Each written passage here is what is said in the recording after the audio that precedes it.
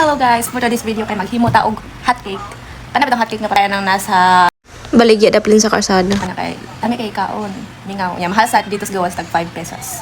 So maghimo ta gato ah. Let's go. Ay wala man tay mixing bowl so kanila to ang gamiton. 1 cup of flour. And then, syempre, ito dyan ang i-level kay para dili matikoy. Kaya itong pagsukod kay tansya-tansya rabi. Nya kay sagulan man dahil milk powder so itong gigamit there is Bear Brand. Nya, daring dapit ang mga zay kaya ato na pa ning butangan og sugar. 1/3 cup pre kung gibutang anak kay lain sad kaayo malabian og katamis. Gamay ra kay tag himuon. Ug ato na pang isunod ang kalumit na to nga baking powder. Ug ato pa rin butangan og dry yeast para more fluffy. And then you have to mix all the dry ingredients. Kay Pinoy man tayo dire natoy parok oy. Nya kay nalahiman natong asin. Pero niya pas gari. A pinch of salt. Then 1 cup water, vanilla dayon, and then food color pampagwapa.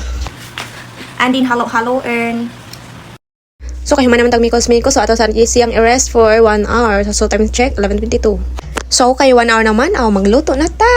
Let's go. Ug dili na pitagaan man ito sa tong lutoanan. So magluto na ta. Matay kipaspasan man mga na ta. Thank you for watching mga langga.